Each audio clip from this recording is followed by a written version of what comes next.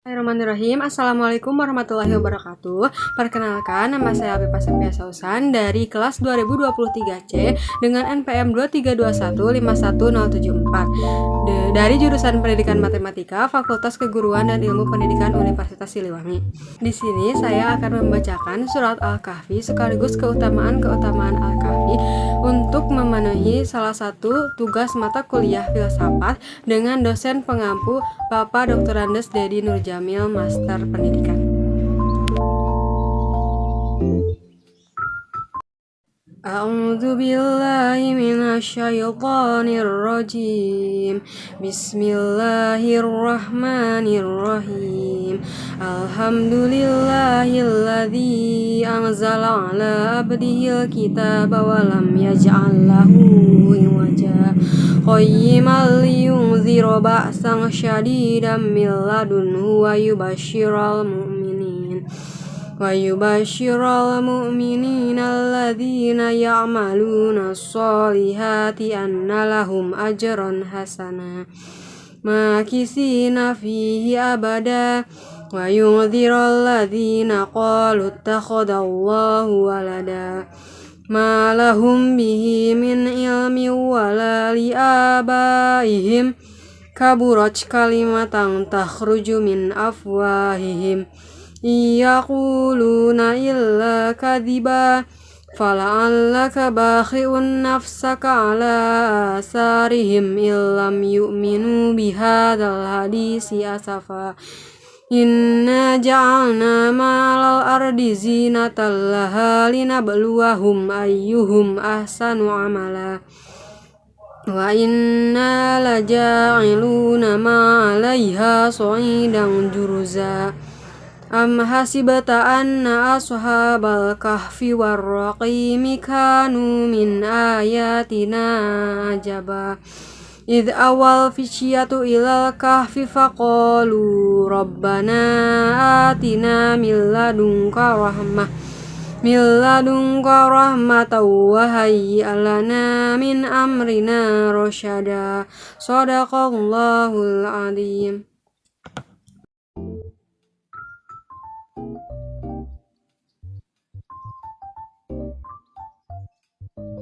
Halo, di sini saya akan menjelaskan mengenai asbabun nuzul surat Al-Kahfi. Surah Al-Kahfi adalah surah ke-18 dalam Al-Quran. Surah Al-Kahfi artinya gua atau penghuni-penghuni gua. Surah Al-Kahfi termasuk ke dalam surah Al-Makiyah dikarenakan surah Al-Kahfi diturunkan di kota Mekah. Surah Al-Kahfi memiliki 110 ayat. Dalam 110 ayat tersebut, surat Al-Kahfi membahas mengenai 4 pokok bahasan. Di antaranya, yang pertama, keimanan.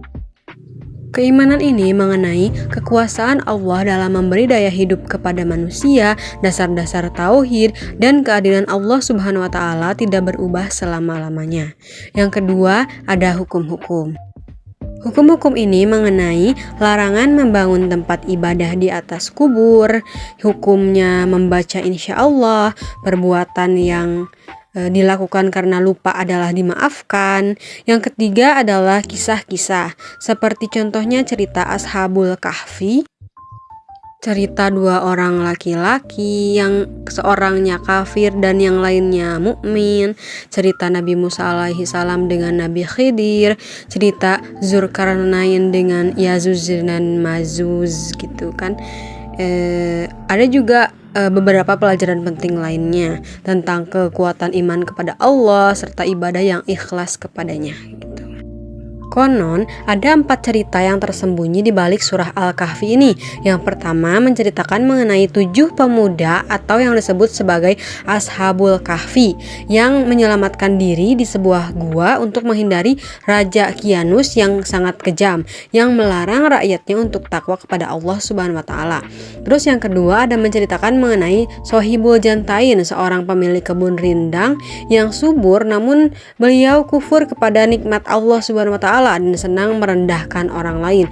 Yang ketiga, ada menceritakan mengenai pertemuan Nabi Musa alaihi salam dengan Nabi Khidir alaihi salam. Nabi Musa menyadari Nabi Khidir ini lebih pintar darinya, sehingga sehingga beliau ingin berguru kepada Nabi Khidir tetapi permintaan itu ditolak.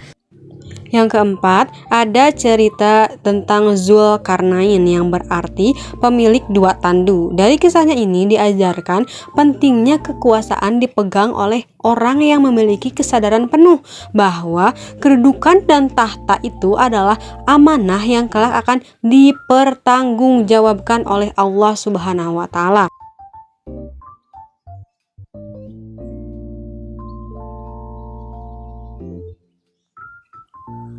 Keutamaan membaca surah Al-Kahfi itu diantaranya yang pertama, dipancarkan cahaya di hari kiamat. Barang siapa yang membaca surah Al-Kahfi pada malam Jumat, maka akan dipancarkan cahaya untuknya antara dirinya hingga Baitul Atiq. Yang kedua, ada mendapatkan petunjuk dan bimbingan Allah Subhanahu wa Ta'ala, seperti yang disebutkan di hadis riwayat Hakim dan ia mensyahihkannya. Sesungguhnya barang siapa membaca surah Al-Kahfi di hari Jumat, maka akan dipancarkan cahaya baginya antara dua Jumat. Yang ketiga, diampuninya dosanya antara dua Jumat. Siapa yang membaca surah Al-Kahfi pada hari Jumat, maka akan memancarkan cahaya dari bawah kakinya sampai ke langit, akan meneranginya kelak pada hari kiamat dan diampuni dosanya antara dua Jumat. Menurut hadis riwayat Ibnu Umar. Yang keempat, diselamatkan dari fitnah Dajjal. Barang siapa hafal 10 ayat dari permulaan surah Al-Kahfi yang sudah saya bacakan tadi, maka ia dilindungi dari Dajjal. Hadis riwayat Muslim. Yang kelima, ada keutamaan surah Al-Kahfi, yakni sakinah. Sesungguhnya awan itu adalah ketenangan yang turun saat engkau membaca Al-Quran atau turun kepada Al-Quran. Hadis riwayat Bukhari dan Muslim. Nah, mungkin segitu aja yang bisa saya sampaikan. Kurang lebihnya dan bila ada kesalahan mohon dimaafkan. Wassalamualaikum warahmatullahi wabarakatuh. Bye.